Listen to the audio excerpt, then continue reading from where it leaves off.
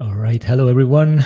It's Friday evening and I'm going to code Capacitor, a new project that I've started on Monday. It's going to be a Flux UI, like considering the cadence, like I'm able to do this. It's going to be a Flux UI within a few months or like more like 1 or 2. But where are we? Let me just put my screen on the stage. So there's a Git repository, and last time I basically experimented with a Golang backend and Kubernetes API access, and I will show you just in a bit like that I'm able to stream Kubernetes resource changes into a console application in Go. So that's a start. Today, I'm probably going to think just a little bit about the data model, probably not much, and then I will start bundling a front end. So it's a bunch of boilerplate this time still. But let me show you where I am. Actually, at the end of the last stream, things were not fully working 100% because there was some issues. So I pushed a commit basically half an hour after the stream ended. So right now, I have a little application called Capacitor, which takes a kubeconfig and it connects to my local cluster. And my local cluster has not much inside. So that's a K3D and Flux is running on it. And it has a Git repository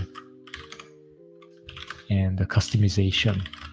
If you are familiar with Flux, these are just standard resources of Flux. Like this is how it's configured. And as you can see on the top, this is where Capacitor running. It connected to the cluster, and it actually listed the Git repository and the customization, just the name of it, name of them. So Flux system is a not very meaningful name, so that's has been printed 2 times. And my controller actually started monitoring changes to these resources.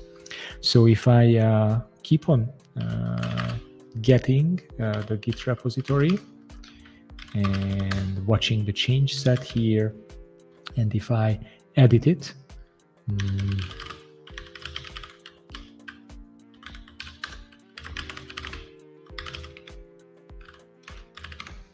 and if I make a small change here, I like breaking stuff because that's very visual. So I'm pointing to a non-existing repo here.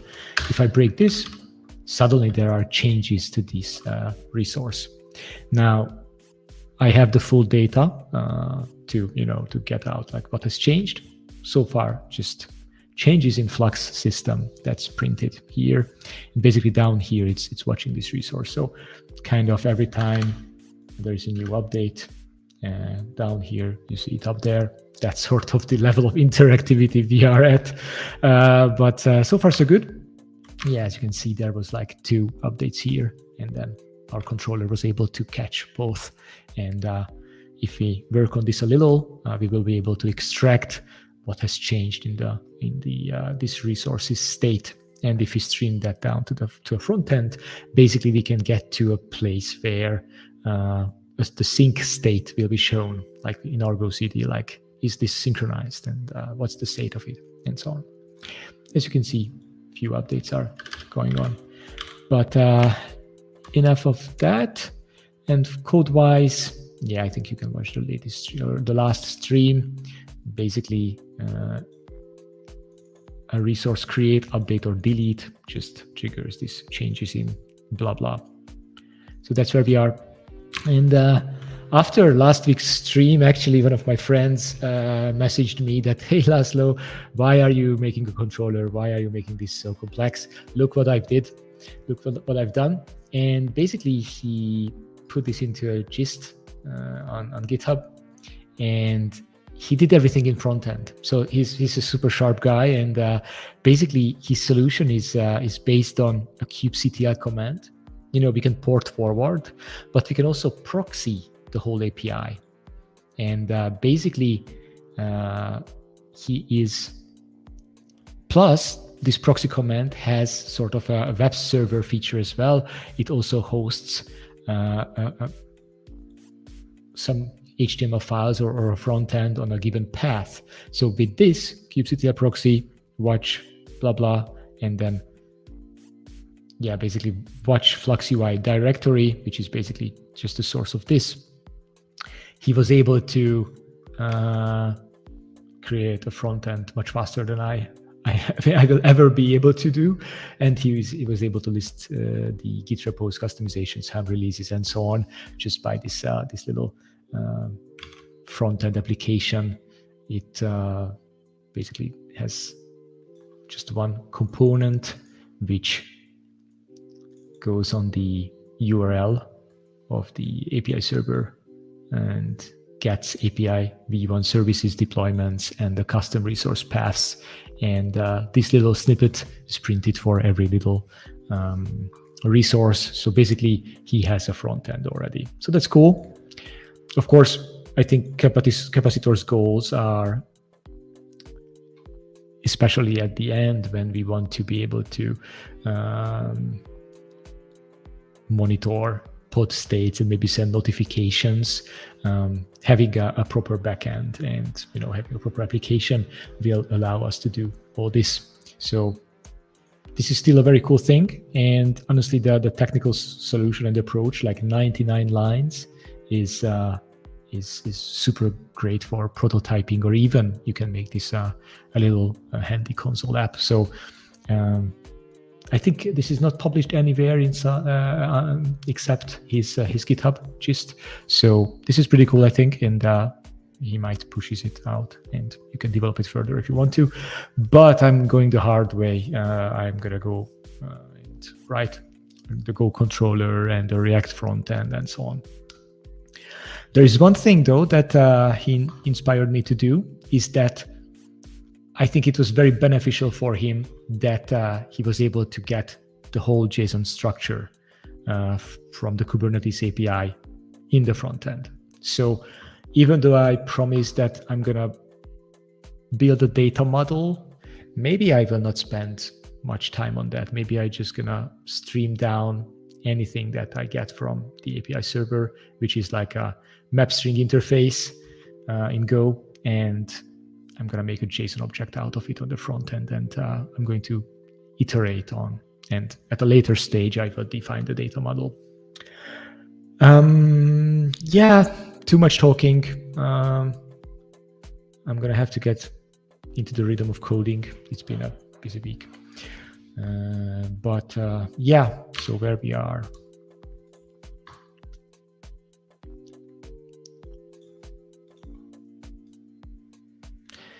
So basically, I am notified about every change, and I also get all customizations and Git repositories.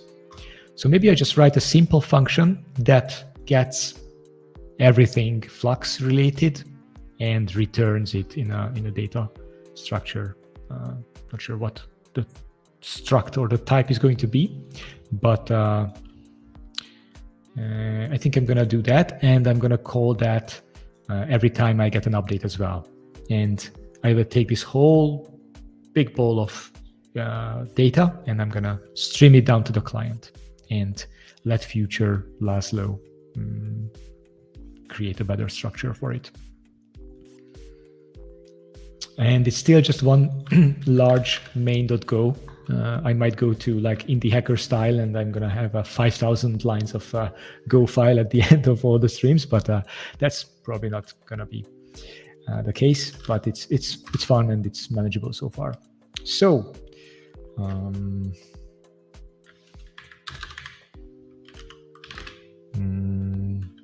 everything struct, and this one is going to be get flux state, which returns everything.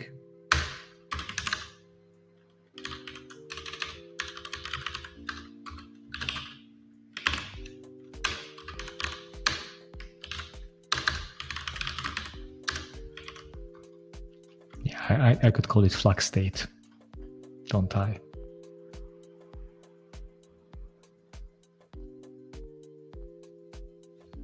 All right, and I'm going to get everything. So up here we connect to the Kubernetes API server, and then we get stuff. And instead of that, I'm going to get the Flux state, and I'm going to call it Flux state. Sorry, the everything struct didn't live for long. So this is Flux state. And I'm going to get the Flux state here. So I'm going to move all these down to the get Flux state function. I'm going to need a dynamic client here. And the type of that is dynamic.dynamic client.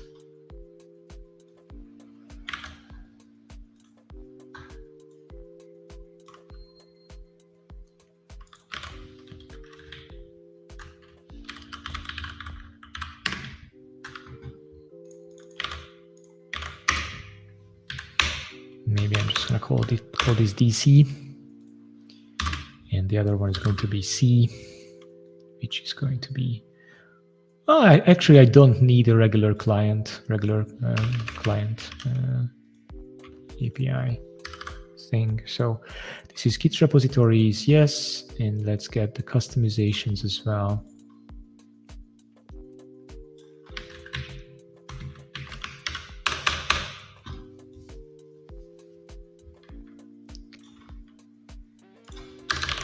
This is customizations.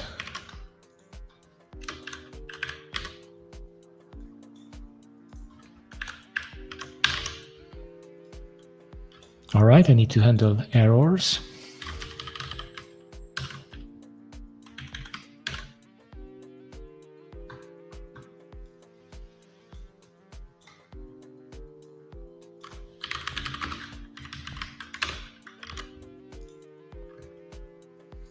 Yeah, I like this better.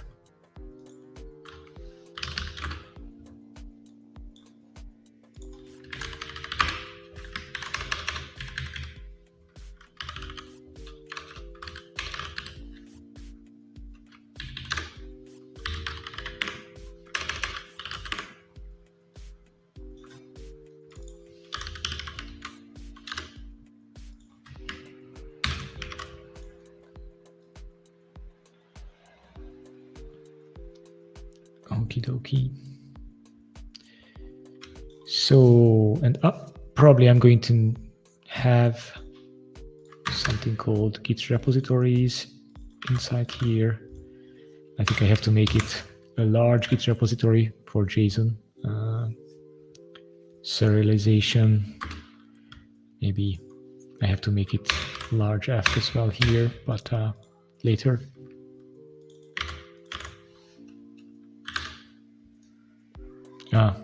It's not Java. Oh.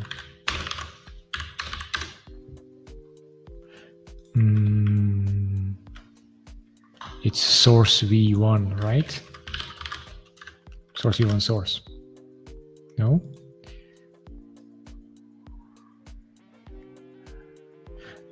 Here comes the thing that I have to. Yes. So this is what it's going to be, and an array of it. Good. And the customizations are going to be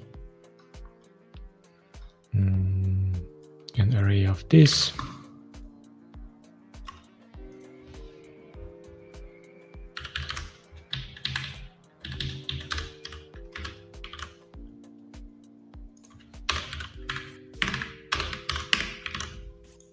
Actually, I want to see it fail in JSON synchronization, serialization, because I'm unsure when I'm writing from scratch. Alrighty. So error handling here as well. Good. And if you recall from the previous stream, I actually have to take this inside the function. So the way we convert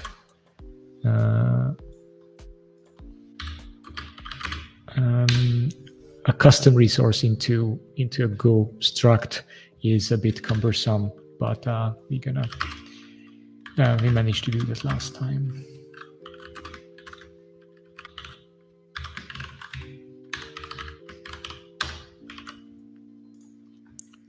Okie dokie.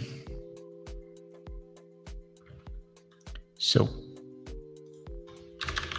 first I'm converting Git repositories, then I'm converting customizations. And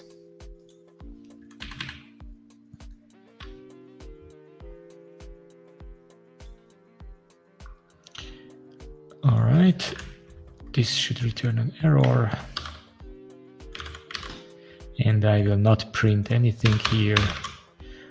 Instead, I start building an array.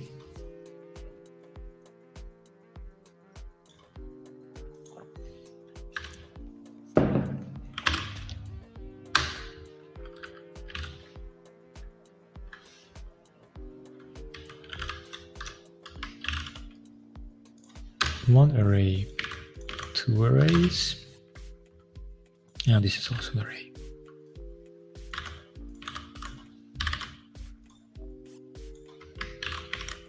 All right, and I will just append here.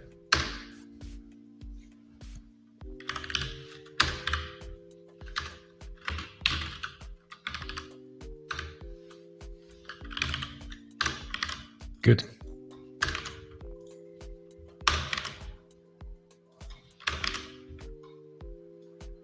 Here I'm doing the same for customizations. Not printing here, this is just a data fetcher function. And flux state dot customizations equals append customization. Goodie. So I have this function that gets all the things. All right. So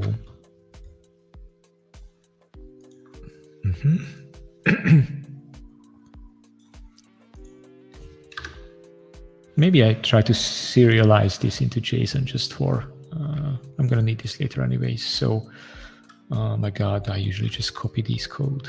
JSON.marshall.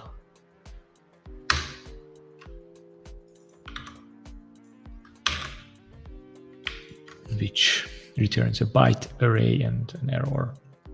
So flux state string, no, it's actually bytes, air, and then fnt print flux state bytes. Good. Will it really just print the bytes or convert it to string? That remains a mystery until we run it. All right, so we actually serialize the whole flux state and then we start listening on the things. So let me run this. Not enough arguments to call get flux state. Oh yes, it needs a dynamic client.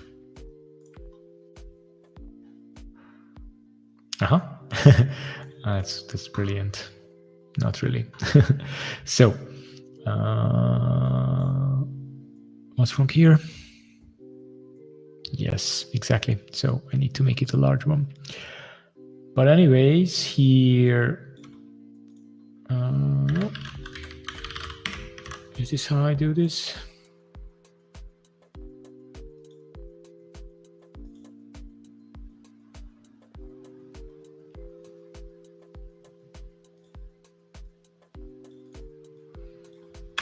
This is brain fart. I have to copy. Sorry, folks. Sometimes you just have to copy. So Gimlet is our opinionated product, and this thing that I'm writing is generally applicable something. JSON.marshall. Yeah,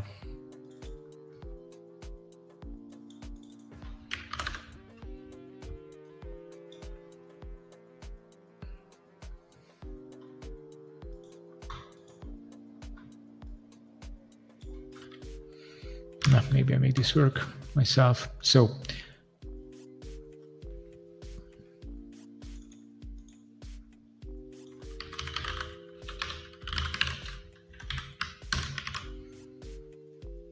I think I'm rusty. All right, this looks like a string JSON.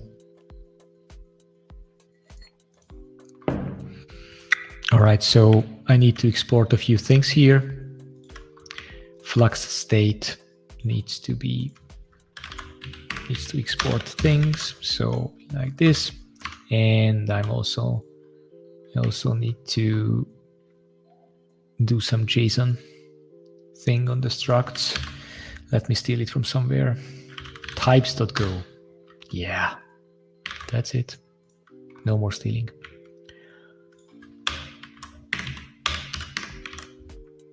All right, Flux state here. The name is small Git repositories and small customizations.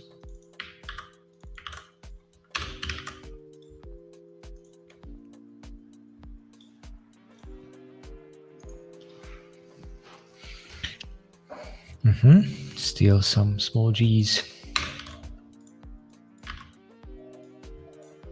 and small K's.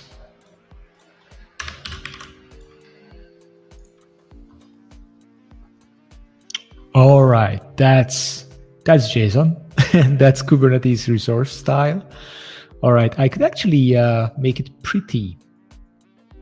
Do we want it pretty? The browser will make it pretty for us, so no need to do the extra work. All right, so we have some data structure. It's not bad. We get it in the beginning and we print it, and then we start listening to changes. And actually what I want to do is that every time there is a change to any of the resources, any of the Git repositories, to be precise, instead of printing, hey, there are changes, maybe I just get the whole state. This is obviously will not perform like 100%, and ideally every action should just stream just the delta between the data, but I see value in the simplicity of always getting all the data. And yeah, it's just gonna speed up development, and later on we can refactor this, or when this thing becomes serious, people can file pull requests and we will Hacktoberfest or whatever, because these are really just super well-defined things. So every time there are changes, I get the Flux state, and yeah, that's it. I don't do anything with it for now, because you don't have a front end to send this. So I think I make a commit here. And stopping this. Yep. Diff. Yeah, basically just refactored what we had. We introduced the struct. That is our everything data model. Pretty cool. All right.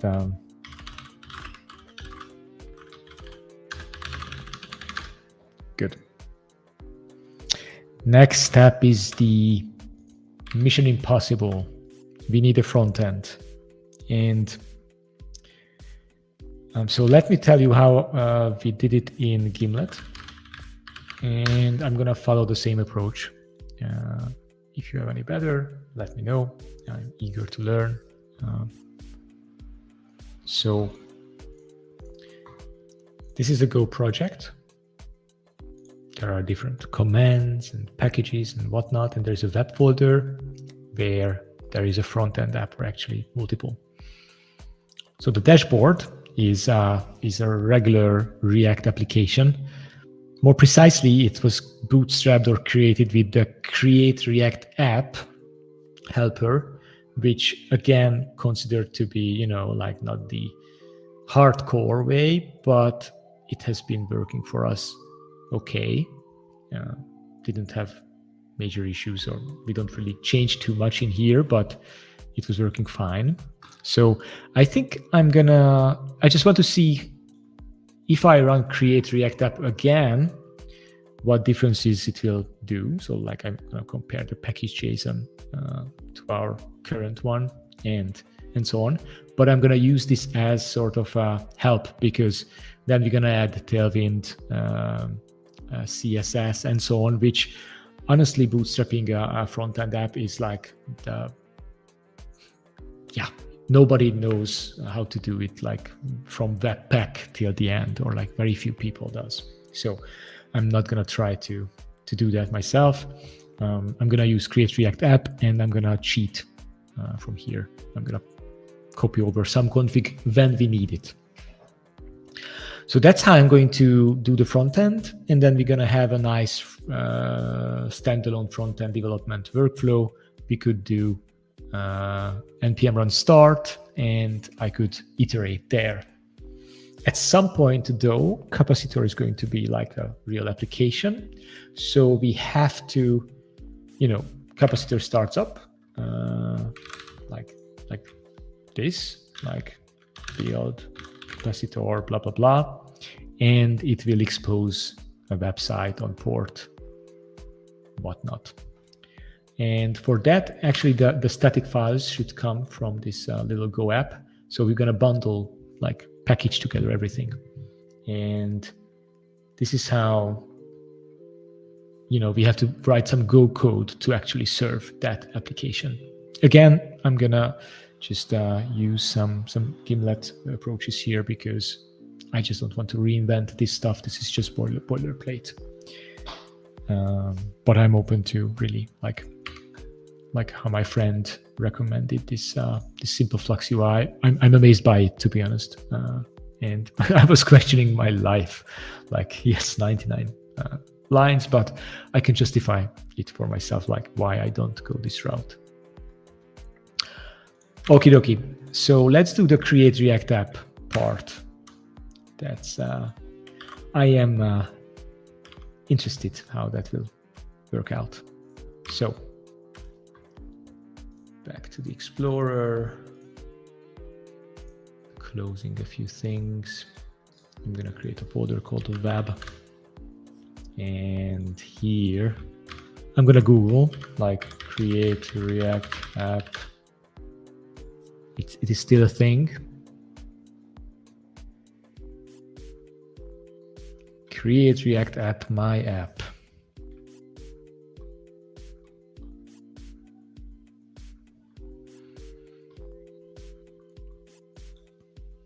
Yeah, seems like it's alive and well.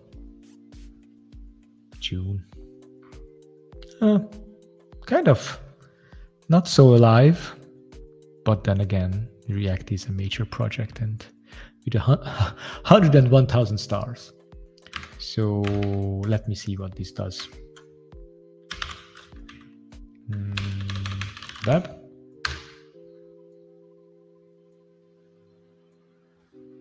Okay.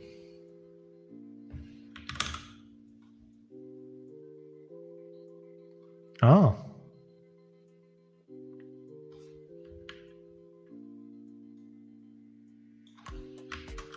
Did anything change? No.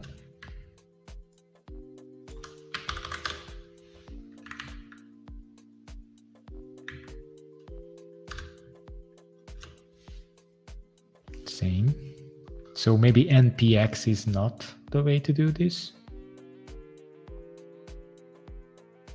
Let's see.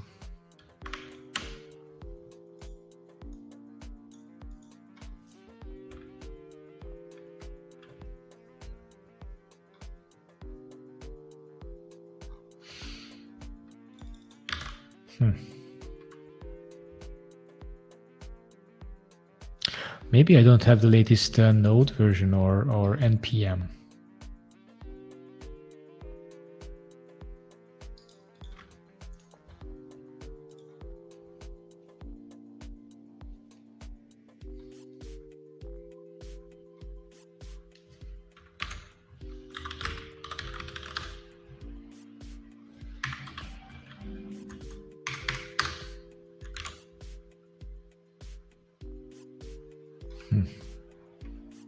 Oh, yes.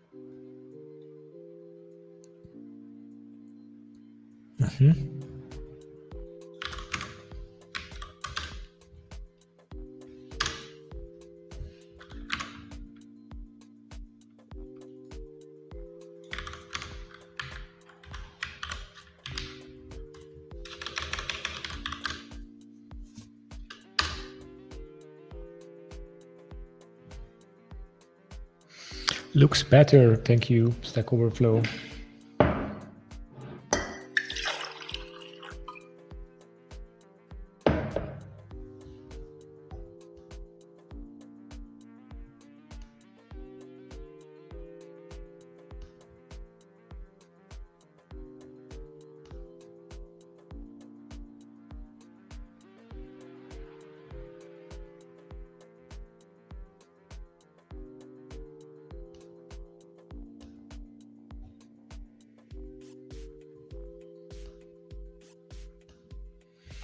All right, so it did something. There is a web folder now with usual stuff.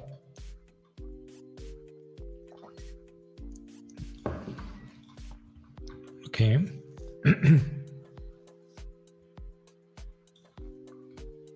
Let's call it capacitor. With a large C or small c? Yeah, I have to make it small. React 18. Sounds good. How does this work? Source, app, CSS, app.js. A test. Wonderful. Okay, so you can actually test UI stuff. Interesting.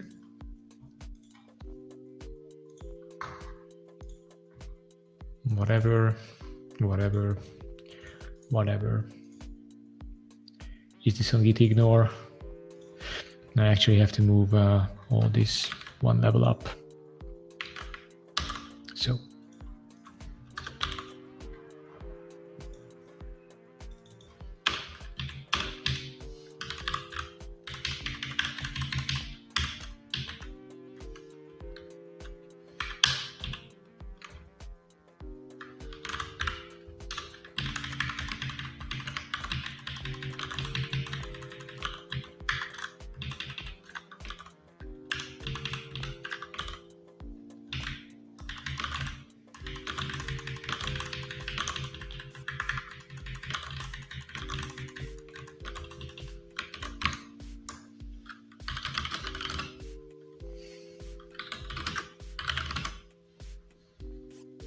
Okay, the git ignore seemed to work.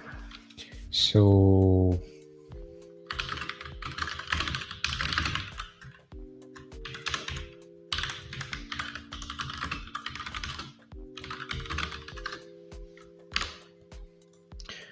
okie dokie, and it says that bootstrapped, yes, npm start on port 3000, npm test, npm run build, eject. Good. Nothing's fancy.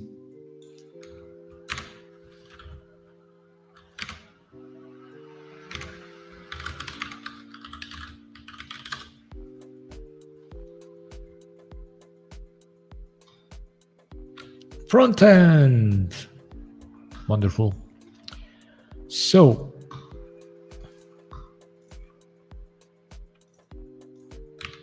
what I want to do is I want to connect from the front end to the back end, and the back end should have an API that serves the JSON thingy we have. So first of all, let's do Go, because we love Go.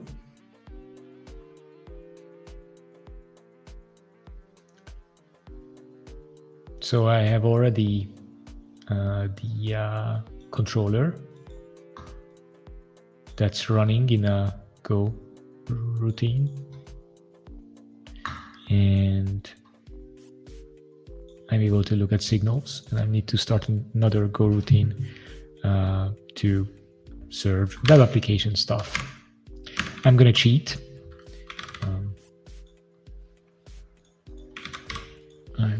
to steal a few lines from Gimlet.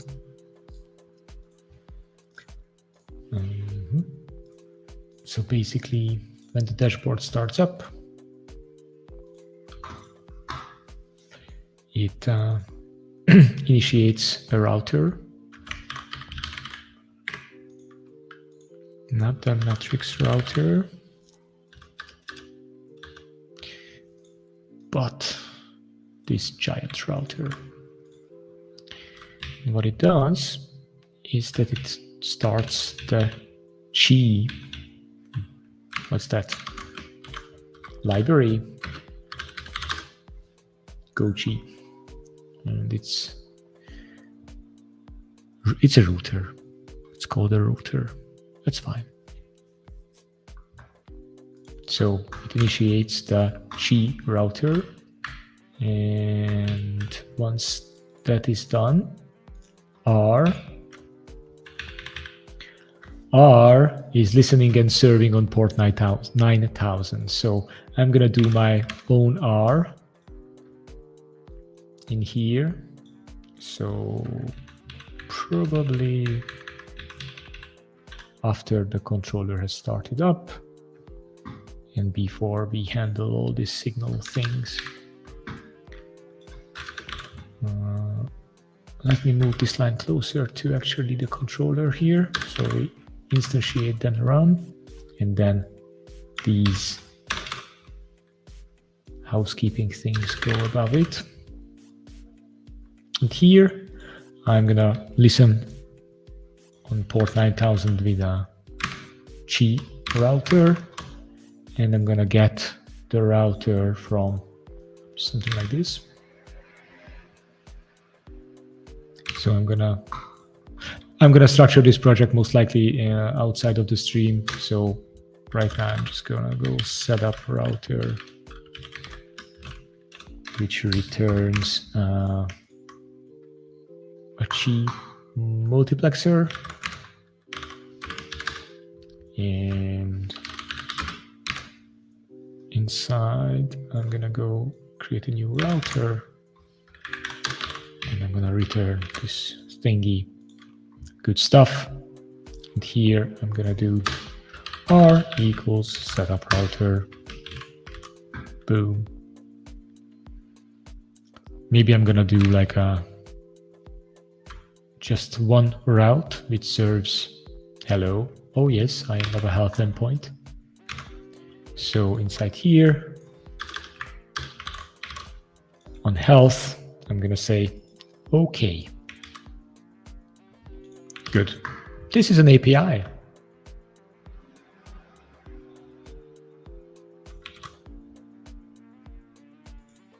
I don't think it's extraordinary. It was fast, but I think today almost any language can get you an API very fast. So maybe I'm wrong. All right. Let's write some logs here.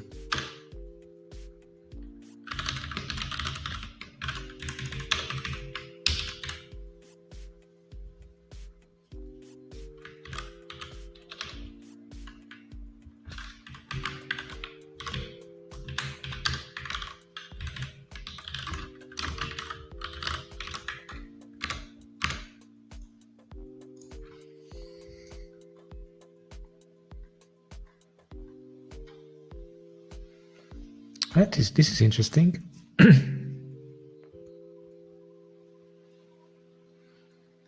Why my log is not there?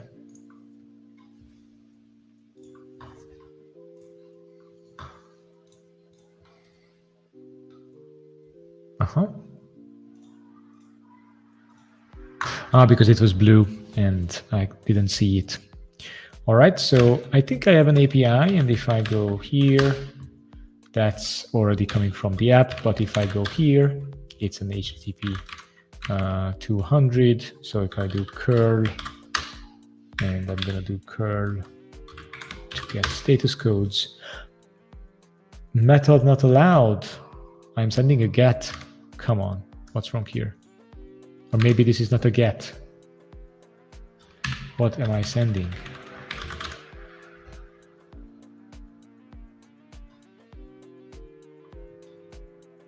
It's a head request.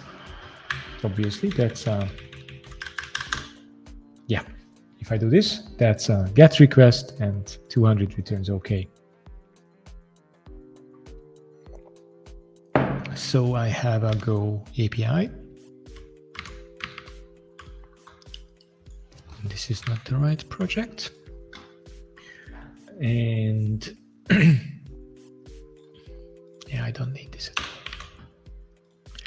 I'm gonna need to bundle this front-end thing.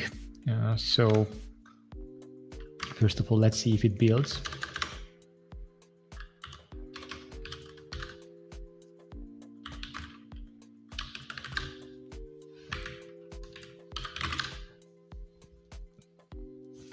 I'm changing the music. Enough elevator. Another elevator. So what happened here? I did the build and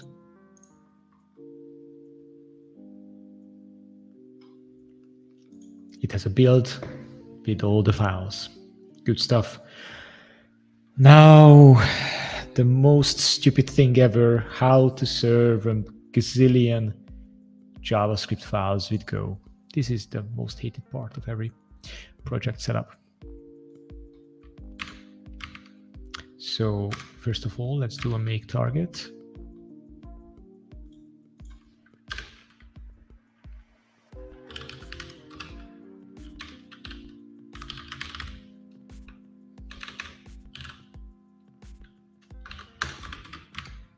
I'm gonna copy.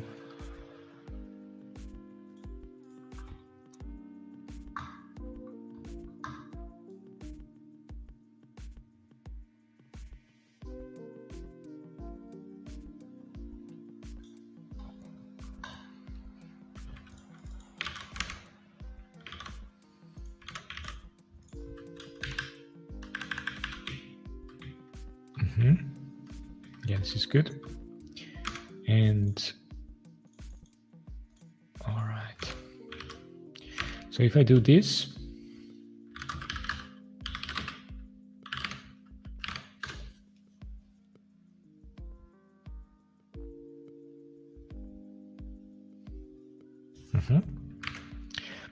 and if I go back to the router, which has just a health endpoint, basically I need to serve my API things on here, and basically on the root, I have to serve files, like,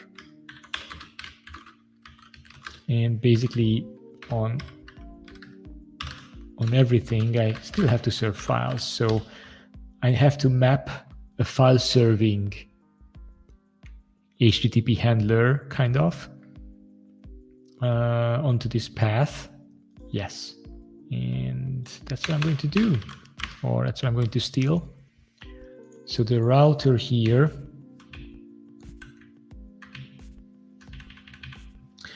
yeah, I think last time I was I couldn't make it fully work because there's this file server which returns yeah, it's magic.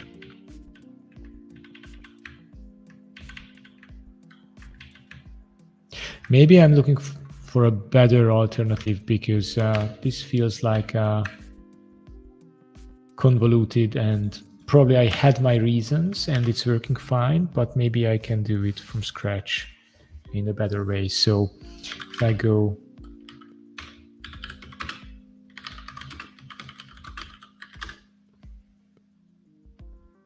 how do you serve static files?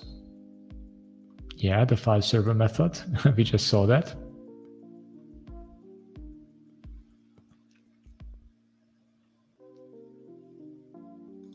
That looks too easy.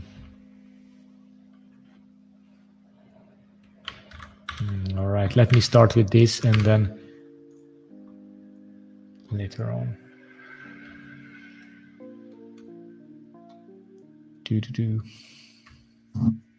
Yeah, many blog posts. I'm gonna go with the simplest solution, and maybe even over time I will opt for a more complicated special cases and stuff.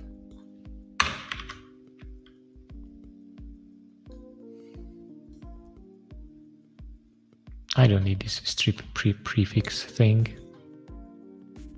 It returns a file system, a handler, and it takes a handler and returns a handler, and then this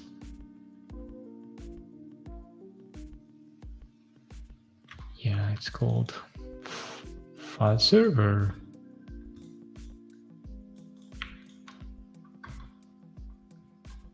Yeah, I'm back at this stupid thing. Yeah, let me just do this. And remove special things because I might understand them better once I see the problem.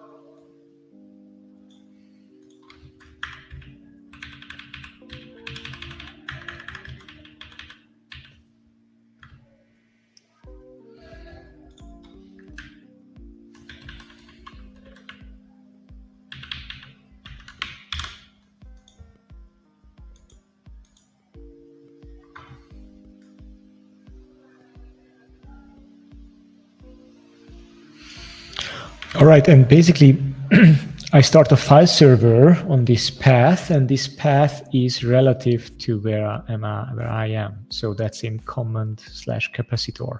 So I would need a folder called web and then build. And my front-end build was inside just regular web/build. So I will just copy over things. Just I did it here. So basically I'm copying over the build from the React project to the Go project with this makefile target. So first of all, I just delete everything.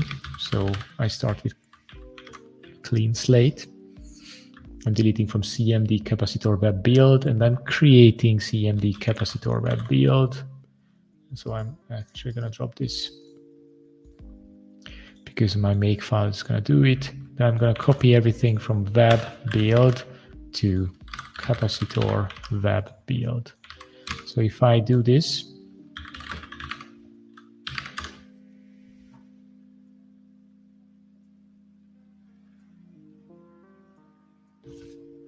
it copied over the build React frontend. So I could start serving this. I am so afraid this will not work at first. For the first time, I'm pretty sure. So if I come here, this still works. If I go to the root, it's a front-end app. Amazing. So I have a React app. I'm serving files. I'm not certain whether if I'm going to have like very complex paths, it is going to serve the right thing, but let's cross that bridge when we get there. Oh, there is a secret ninja here.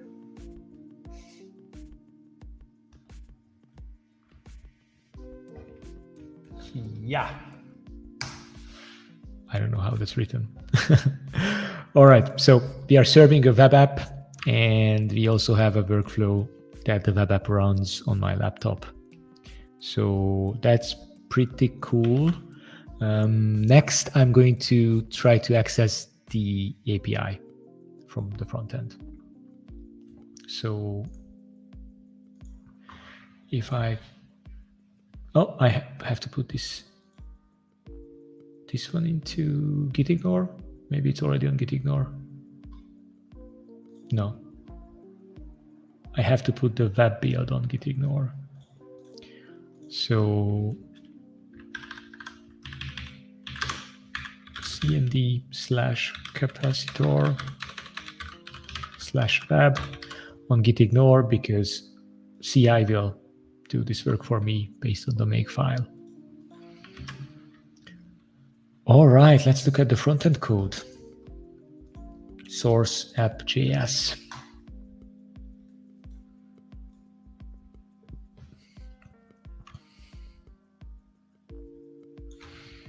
I'm gonna put some components on this one. Let's compare this with the Gimlet app.js. You know for a fact that it's quite okay looking stuff.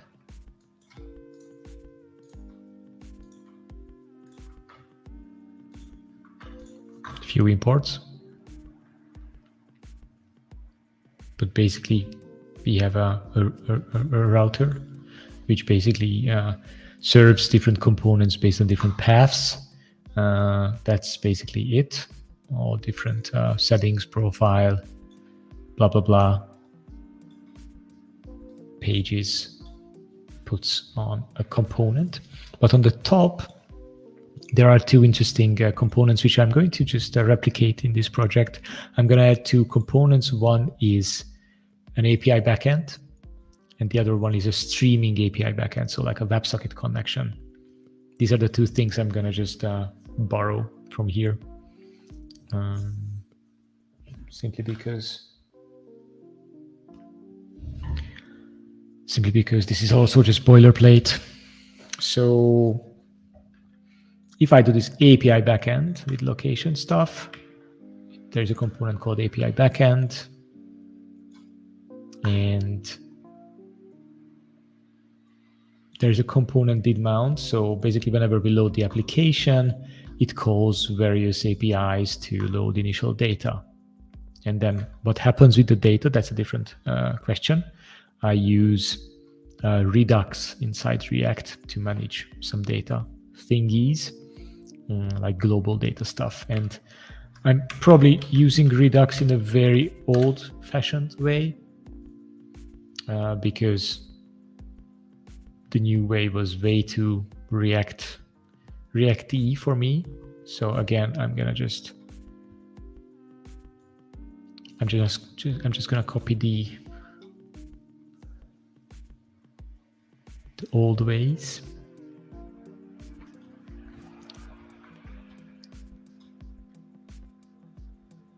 But one thing at a time. So I am going to need an API backend component.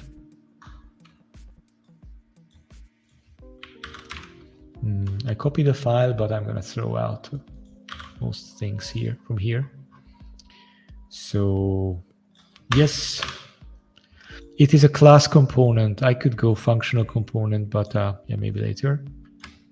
And I'm gonna leave one thing here, just one. Yeah, get users.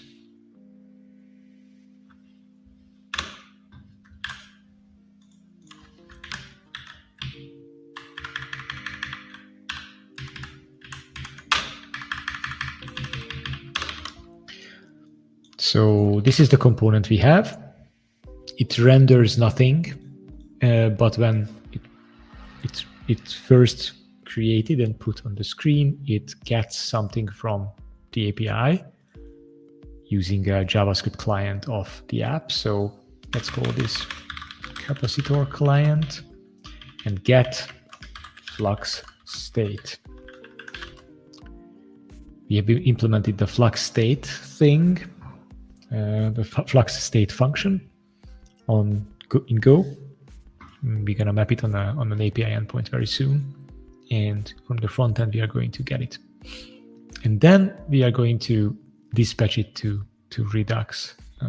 That part is not done nor the client, nor the API, nor anything, basically. So we are 1 hour into the stream.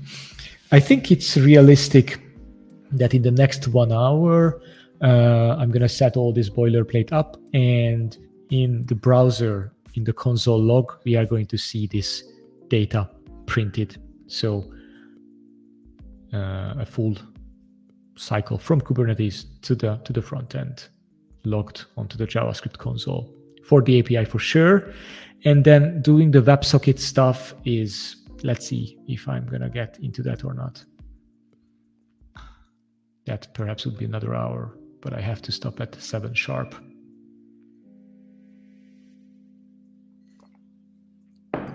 So what is capacitor client? What is API backend? So again, we are going to put a component on screen. This is a functional component. Oh, that's interesting, because this is a class component. All right, I'm going to go all functional in this capacitor thingy. API backend. And the API backend is, you need an import.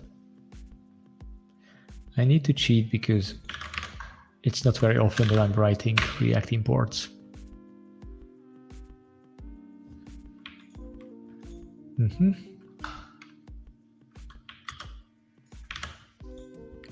I know what's wrong.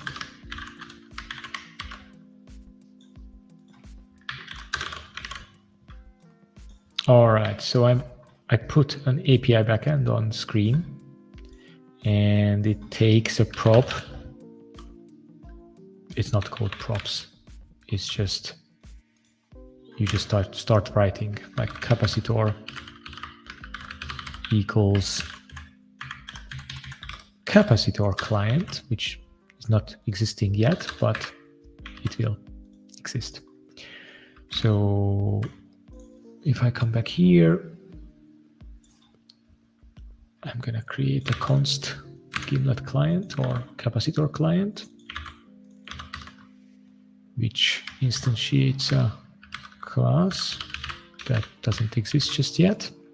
But basically, capacitor client will have all the API communication encapsulated, and I'm going to pass it to the API backend, and when it is put on the screen and it is mounted, it will get the Flux state, which I then going to put into the application state.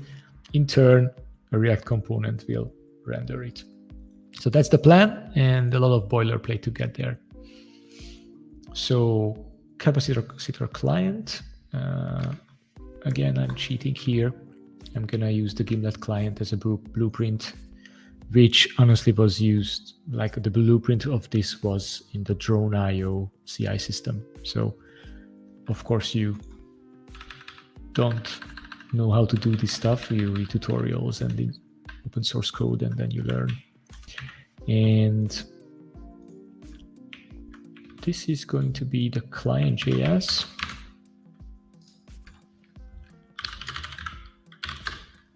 And I'm going to throw out almost everything.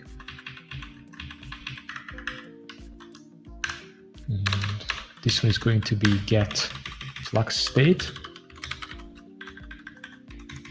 which will be on /API/Flux state. So that's where we're going to map the API. Yeah, so parts of this file use some homegrown HTTP GET methods. Other parts use Axios, which is a fancy JavaScript library. I might go full Axios here because that seems to be the standard.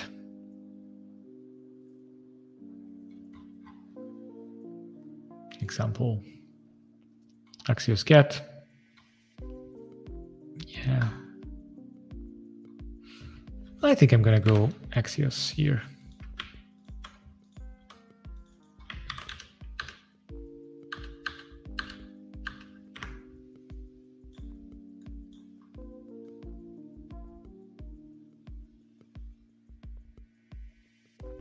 Yeah, a lot of.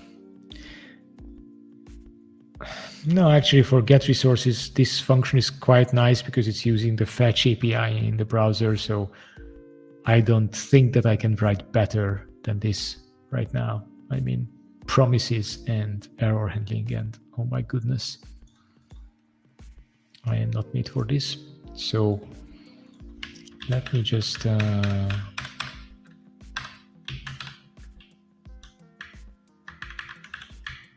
oh, there's a get with Axios. Is it better than the other one? Maybe it looks simpler. So how does it look? So this get does a fetch and a then and a lot of promisey stuff and a catch, and this one an await, like an async function. Yeah, this is simpler. Goodbye.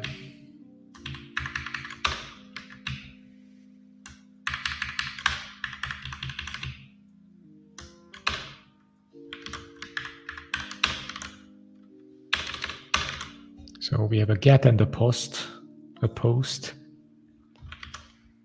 and all right, we get with, let's just call it get because there is not Axios, or there's no other method here.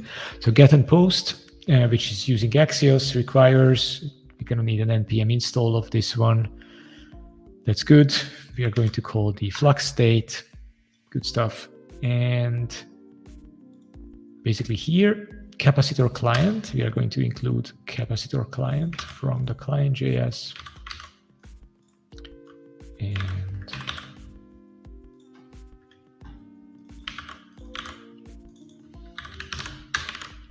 good.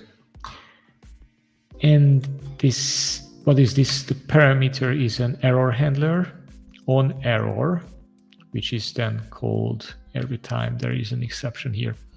Fair enough. And the error handler is, yeah, some magic on 401s and authentication. We don't have authentication, so I don't care. Instead, I'm just going to log every error with the status and then the path. All right. So almost. We are going to run it again inside API backend. We are going to just log the data here.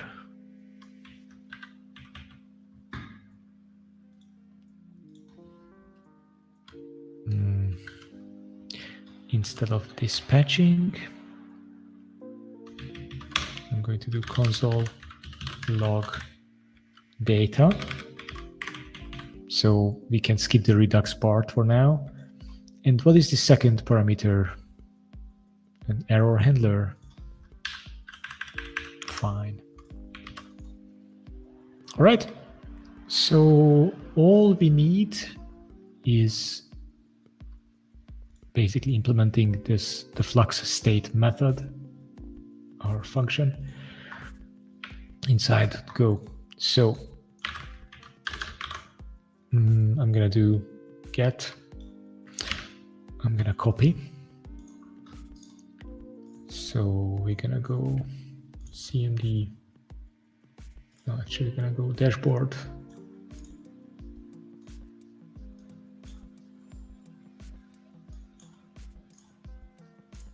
And server and router.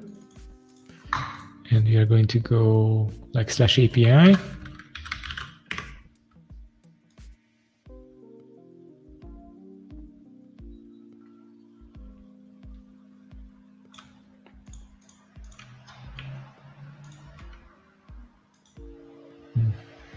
It's okay.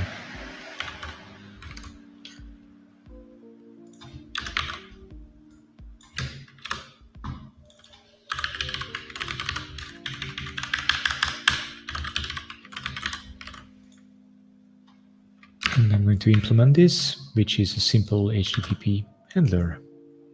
Yeah, maybe I'm taking everything, so it's going to be easy to replace. So this is Flux state, which returns, oh, I have two Flux state methods or functions. Redeclared, yes. No, Flux state is the struct. Flux state handler.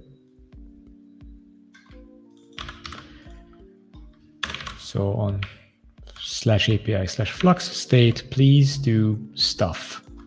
And that stuff is going to be getting. So basically what we have done here,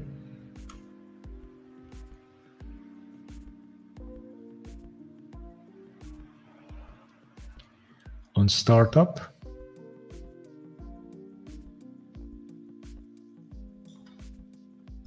I could return this JSON to the front end.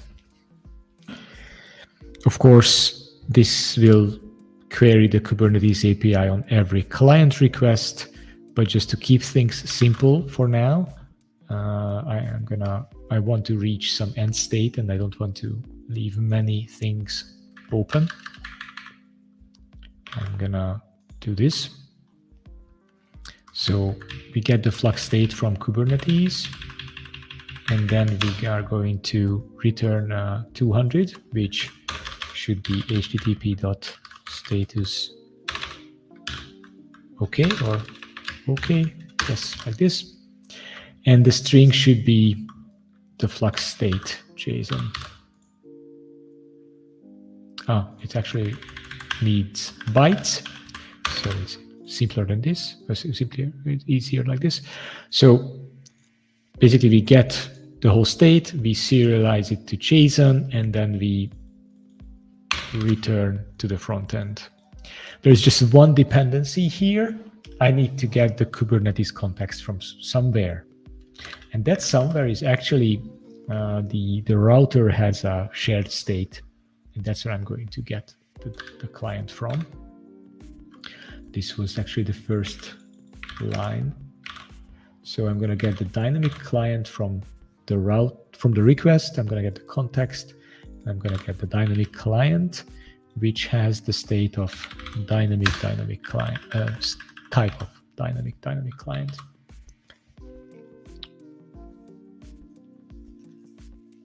All right.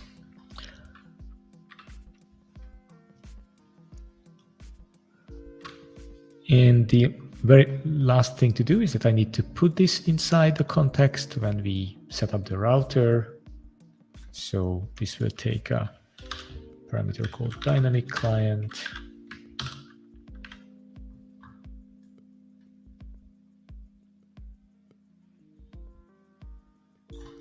And let's call it DC. No, let's just be like a Java programmer and repeat ourselves a million times. All right, and here I have actually something interesting.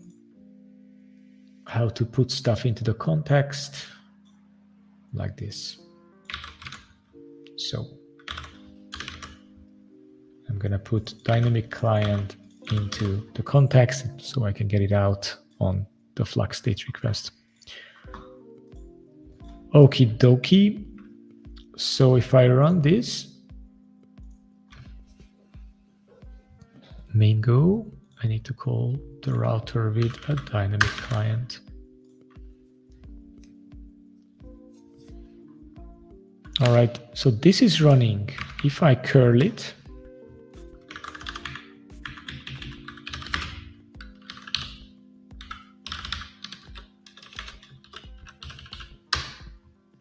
it returned the HTML here, it returns the health endpoint here, and it returns API/Flux. It returns the JSON here, so the API works. Now, I could bundle everything and run in the browser and see if it works. However, I want to make my feedback loop faster. I'm gonna go here and I want to like live reload my website. Axios is not there yet.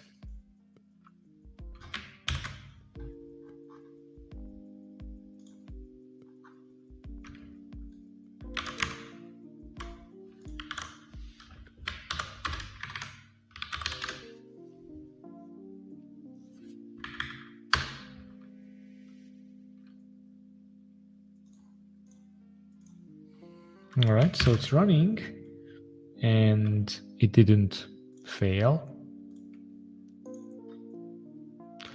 I am very interested what happened in my API call. So app.js was putting API backend on the screen with a client, and the client, let's actually just do a console log in the did mount.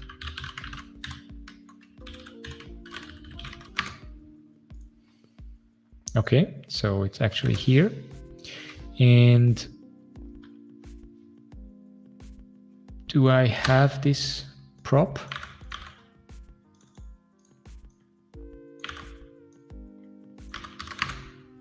I do. And I can call get flux state. So why didn't it show up in here? All requests or just Ajax? And what does this do? This get on the path. There is URL post.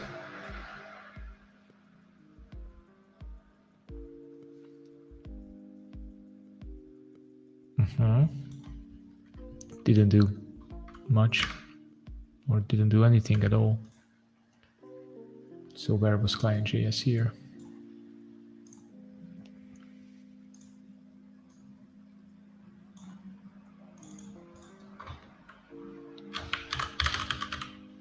Get with Axios.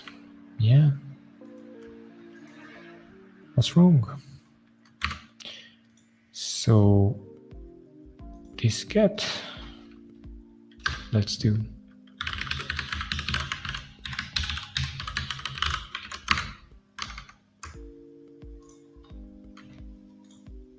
getting. Okay.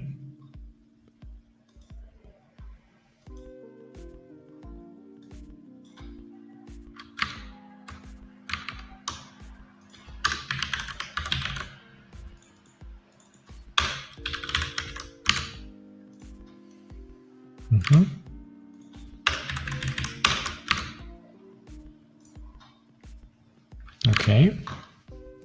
Why it's not part of the network tab?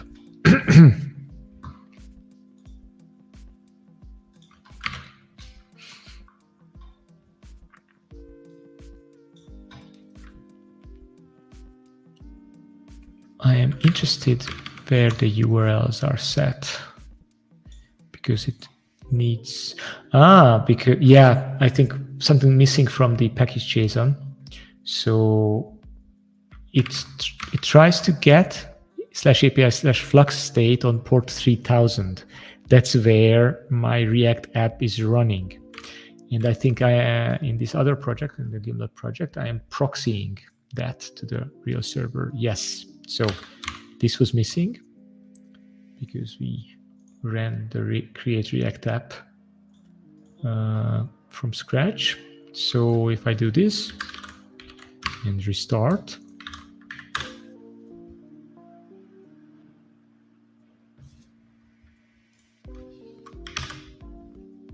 all right, something happened. I don't know what happened. Network. There's a 404.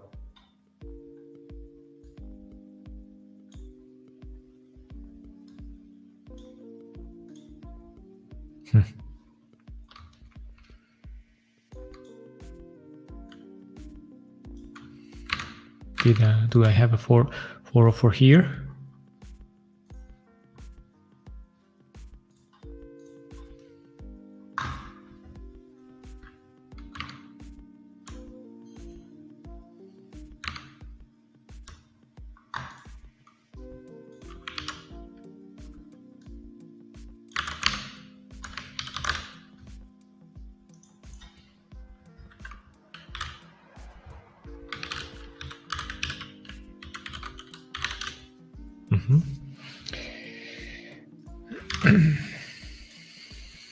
Do I have to install a proxy component of some sort? I don't think so.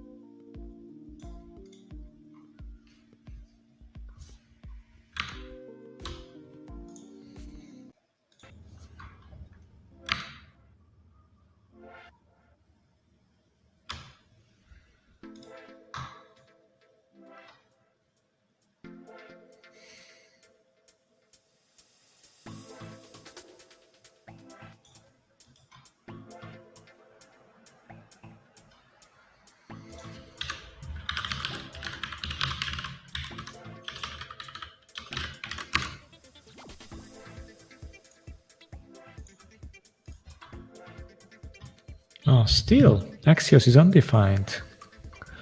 Is it still the case? Clear the logs, please. All right. Client JS 16.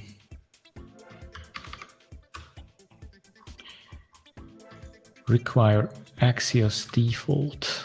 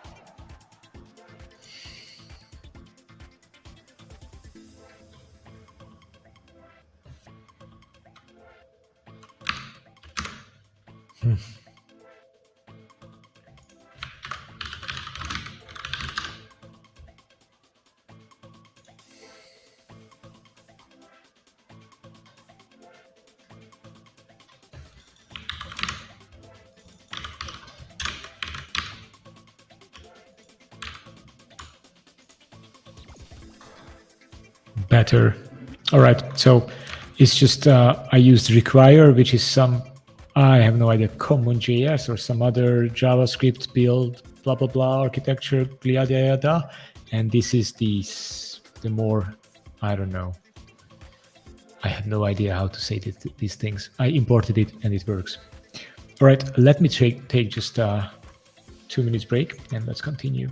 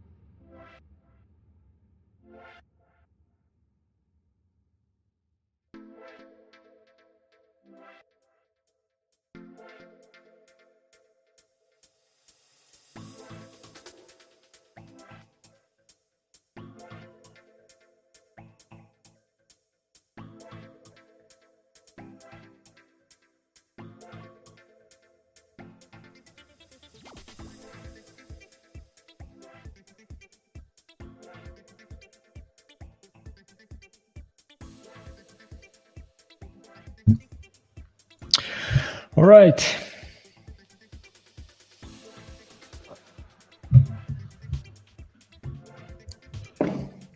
So in fact, we have Git repositories and customizations in the browser, and they look amazing. This is a Kubernetes object. Status, spec, metadata, all the things. And these conditions are actually the interesting stuff. So once we're gonna get here, like this is ready artifacts in storage. This is what we see when we look at kubectl get Git repository. And if I look at the customization, it will say status, conditions, ready, applied revision, reconciliation succeeded. These are the Flux things that we know very well. So it's in the browser. It's not the kind of architecture in JavaScript land that I want to have, like Redux is not here and the streaming backend is not here yet. So I'm going to continue until 7, and probably I'm going to finish all the boring boilerplate until the next stream. So let's continue in the meantime. So what we have here is too many logs. That's one thing.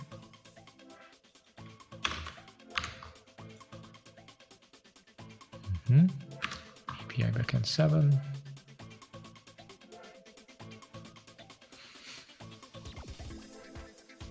I don't need any of this. All right, it just prints. Once the backend got the data, it just prints out. Good, and it's in the browser. Now I have 30 minutes, so I'm gonna go towards the streaming backend stuff. Just you can see how horrifying it is.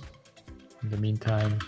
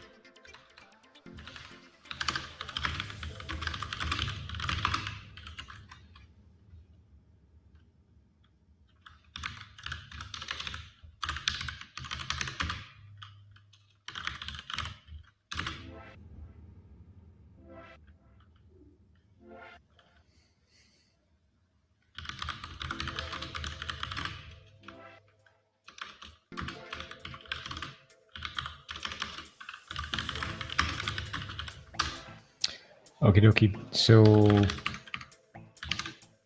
we have some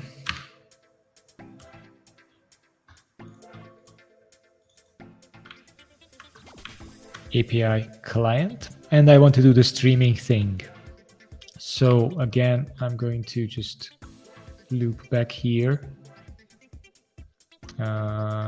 Besides API backend, we're going to have a streaming backend. Streaming backend is a nice class. We are going to steal that. And go back here and we're going to instantiate it.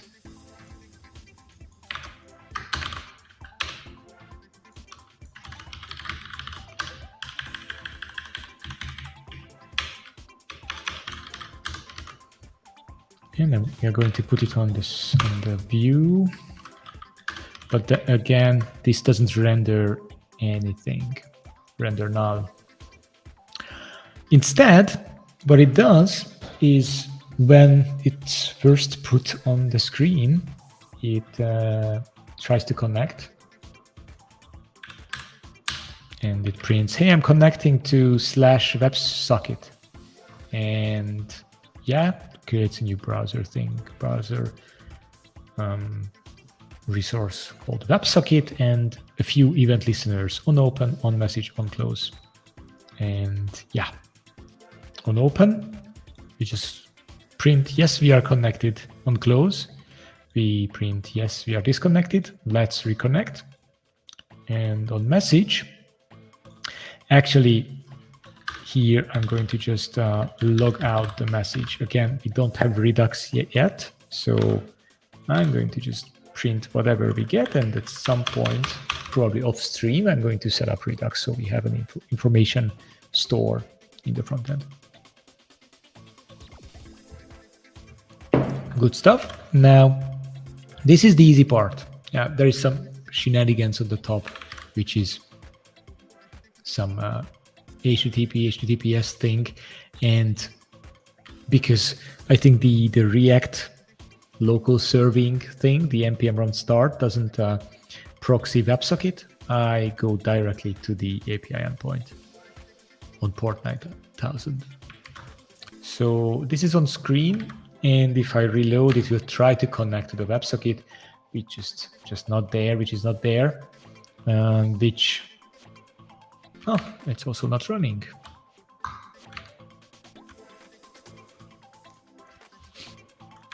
But this was a very nice message. So it was internal server error. That was probably the proxy. All right, connecting to WebSocket, but it never connects because there's nothing on the other side. And here comes the super difficult stuff, how to serve WebSockets from Go. So you can guess that we have to map it on a path. And it's probably just a GET request. So we're gonna map it.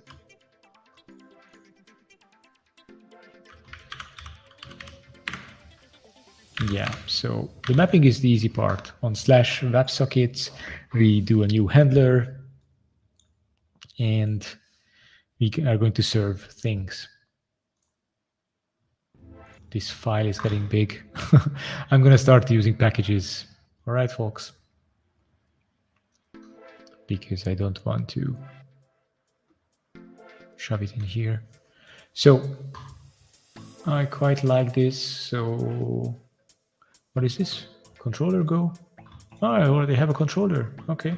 So I'm creating a new folder called streaming, and I'm gonna create a few files here. I'm gonna, so again, this is boilerplate. So I'm gonna jump straight to the solution. This is a bunch of stream manipulation things. So, let's steal this.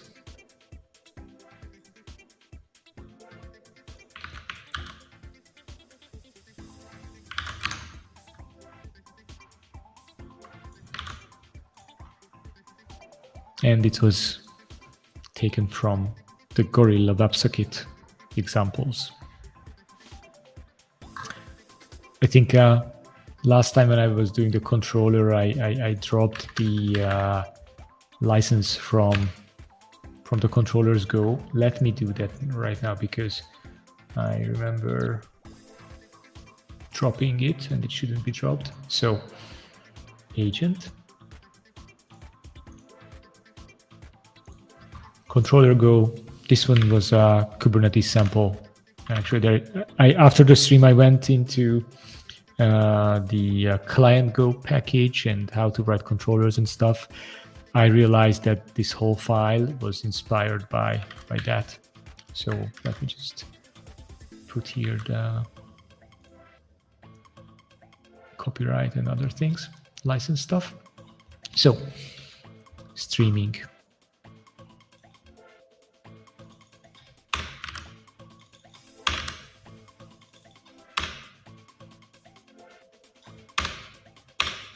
So what does this do?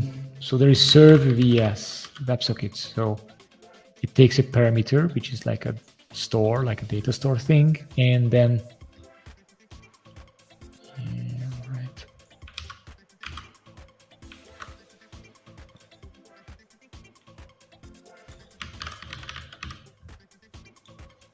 upgrades the connection, which is a WebSocket thing, and it logs the error. And it does authorization, which I don't care too much about right now. So I don't care who is the user. Gimlet cares, I don't care. I don't need the context then. All right, so first of all, it allocates two Go routines. So actually, streaming back and forth requires its own routine. So that's the write bump and read bump. So that's what's happening. And that's if I go to the write bump, I think at some point I'm going to see that the browser gets back, yeah, some byte stuff. So I'm not going to go to the byte level, but again on slash vs WebSockets, we're going to go here. Let's fix it. Yes. We're going to serve the WebSocket, which upgrades the connection to be a WebSocket connection. And I'm going to store this instance. So I know who is connected to the WebSocket. I'm going to store this in something called the client hub. I'm going to store the client on the client hub. That's interesting because I should just store it on hub register. So where is client hub? Client hub is in this file. It has a map of clients, and it can broadcast, it can send messages, it can register and unregister. And a client is, why does the client has a hub? I don't know. But anyways, it has an ID as well. But let me try to delete this. Yeah, I don't need this.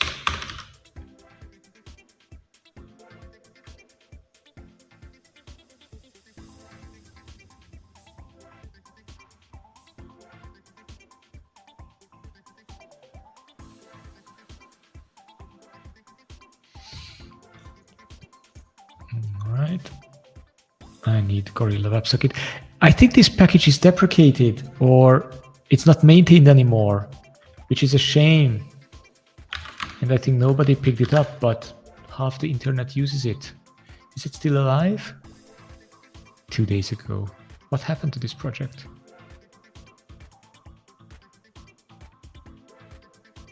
Something in Gorilla was archived at some point. It works. Good. Thank you, internet people, maintaining awesome stuff. So, still with boilerplate and the WebSocket clients and connections and whatnot. So, this client hub is actually interesting because I need to provide it as a dependency. So again, how does this instantiated? Actually, this is passed in. So client hub comes into this. It's a dependency of setup router because it's a constantly running component. So let me start that up.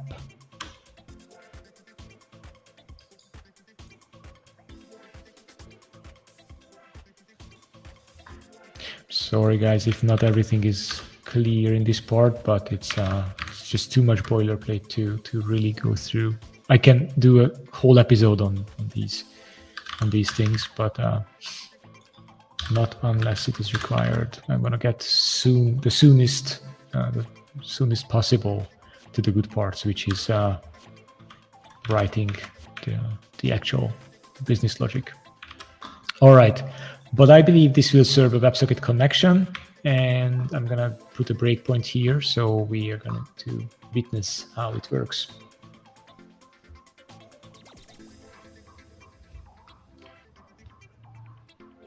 Yes. Hello, Andrew.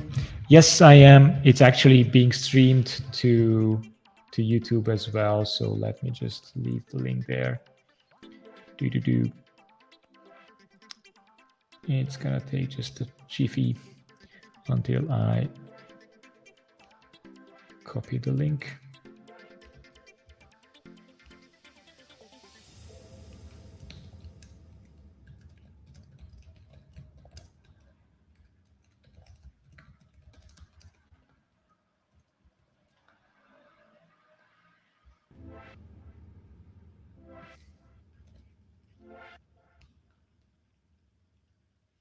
All right.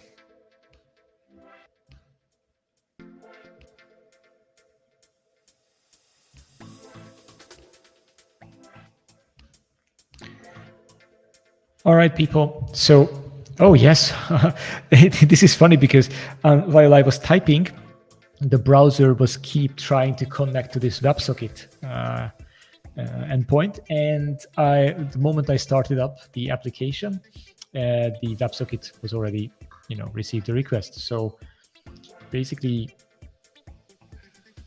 yeah, whatever. Did I push the wrong button? Basically, hub register gets a client. Actually, I want to see this. So whenever register, yeah. So that's why the client hub needs to run constantly, because it has like a broadcast and the send channel and so on. Long story short, I let this run. And yes, clients are being registered to the client hub, and the front end is going to write that, hey, I'm connected. I really hope. So let's refresh. It's trying to connect.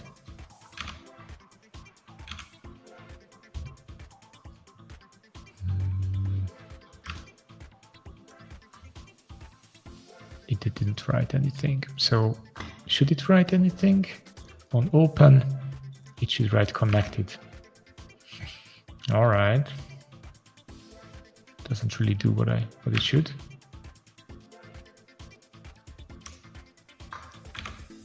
Anyways, what I want to do with this is just jumping straight to the, you remember we had the controller that listens to Kubernetes events. And I actually want to stream those things to the front end. So where is my controller? Yes, instead of, you remember the beginning of this stream, I was not doing anything with the result. But now I think I have a client hub here, or I could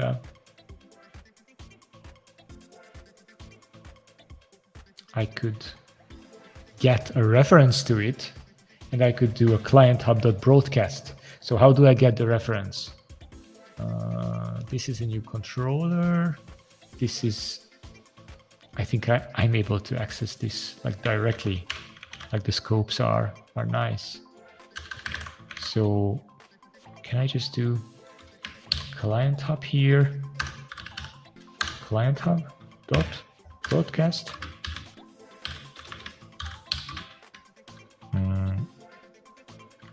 The type of this is what? A byte channel. Let me just try to stream something. Hello. So every time Flux is changed, I'm going to stream just a hello down to the front end. And I have the reference because this is an anonymous function. This is brilliant. So it's connected. Took some time. I think I've seen this before, that on like local 3000, local host 3000, this was taking some time. I'm not sure. Anyways, so every time something happens to Flux, it will say hello to the front end.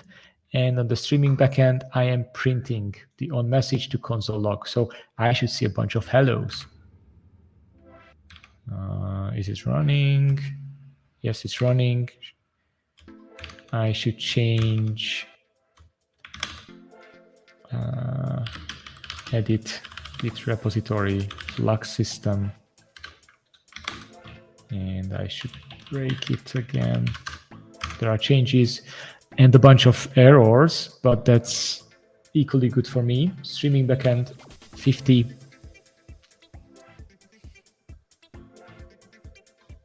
Something wrong with line. Unexpected character at line 1 of JSON data. Yeah, because hello is not JSON, obviously. So let's jump to the end. So I have Flux state here. I'm going to broadcast Flux state. And instead of hello, I'm going to steal the marshalling code. Marshall. Here.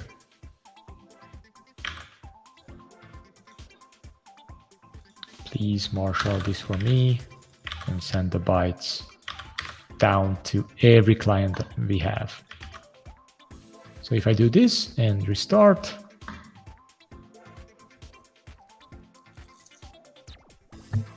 and this is reconnected.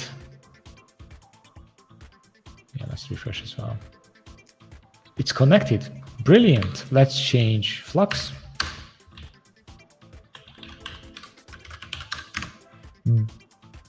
Is this boom? This is boom. Boom.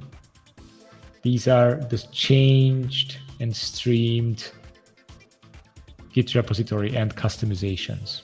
So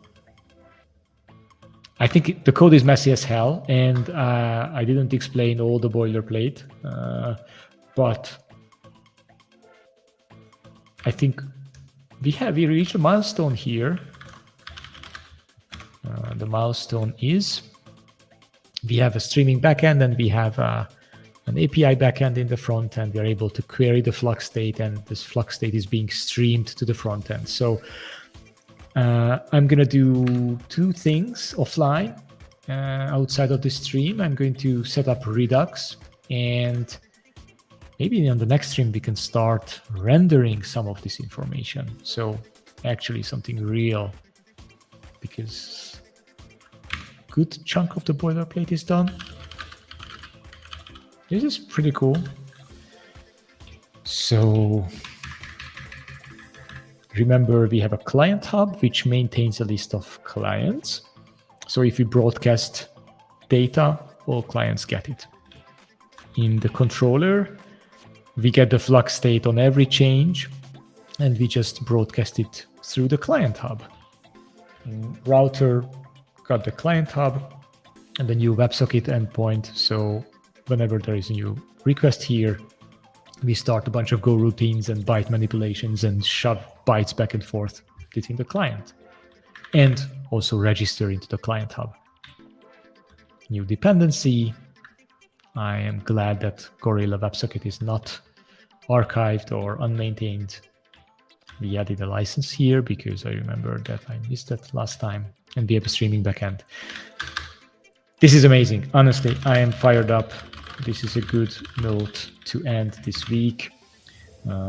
Streaming Flux state to the front end. Amazing. There is not many of you stick around, but that's cool. You can watch it on YouTube. I don't know what else to add. Yes, I know what else to add. Please go and start a project, because stars are the metric that people look at. And if there are many stars, people think this is a cool project, and this is a cool project. So please start the repo. And that's that.